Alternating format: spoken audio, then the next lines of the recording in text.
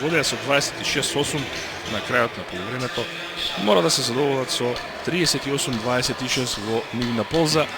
10 на минути пауза, потоа се враќаме секако и со она што ќе го донесе второто полувреме од финалето од Кошаркарскиот куп на Македонија во женска конкуренција помеѓу Баскет Камни и МЗТ Скопје Аеродром.